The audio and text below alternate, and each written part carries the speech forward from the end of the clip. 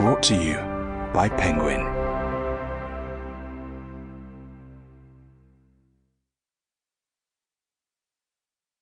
The Trading Game. Written and read by me, Gary Stevenson. Prologue. I want to tell you a story. Caleb's oversized face loomed over the table. Beneath it sat 2 ramen bowls, one empty, one full. A few stray wisps of steam floated upwards where they danced with his beaming white smile. From where I was sitting, slumped down low in my chair, the 2 chopsticks jutting upwards from my bowl seemed to reach nearly up to his chin. His smile grew. I used to know a really good trader. A really, really good trader. He used to work for Deutsche Bank. Smart guy. Young. Just like you. Caleb's thick forearms are wrapped around his warm, empty bowl, and they pushed down hard into the table. His hands were not far from my face now, clasped tightly together. I've never forgotten how those fingers looked. Thick, round and pink, like raw sausages. They looked ready to burst. You know, he was a really good trader, this guy. Made a lot of money. Made a lot of money for himself. Made a lot of money for Deutsche Bank. He had a good career ahead of him. The hubbub of the restaurant filled the space around us. It wasn't one of those rustic, hole-in-the-wall ramen joints that seem to birth themselves in the back alleys of Japan's big cities. This was a big, sprawling corporate restaurant on the 6th floor of a big, sprawling corporate skyscraper.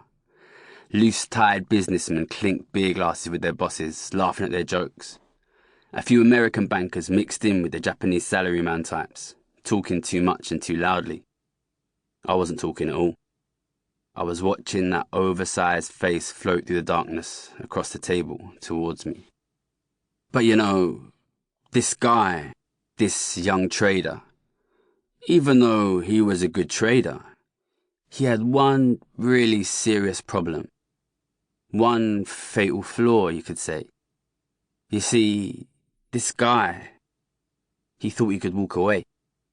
He thought he could leave. Do you know what I mean? Caleb was a big guy. I probably made that clear by now. But it wasn't just his face and his fingers that were big. Everything about him seemed about 2 sizes bigger than it should have been. His eyebrows were big. His chin was big. Somehow the hair on his head was too big, too thick and too dark. More than all of that, his smile was enormous. Huge, white and pearly. Right now it seemed to me to stretch wider than his face.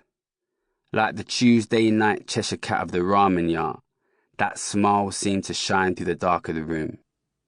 So, this guy, he decided he was going to take the money and walk away. Leave the industry, you know? Nice idea. Have a family somewhere. Sweet. You see, the thing is, this guy though, he just didn't really understand how this industry works. Deutsche didn't really want to see him leave, you know? It didn't take a genius to tell where this conversation was going, and I felt my stomach starting to sink. I began to feel a bit sick and I could taste or smell something in my mouth.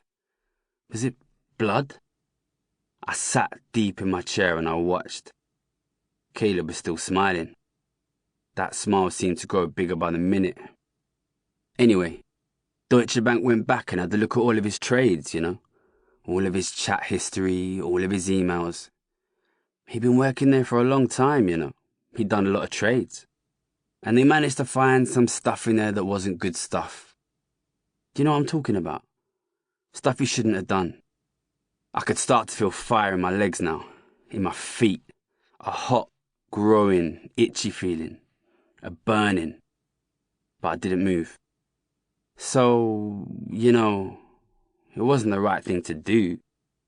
But Deutsche actually took that trader to court for a few things. He hadn't really done anything that bad, to be honest. But they managed to put something together.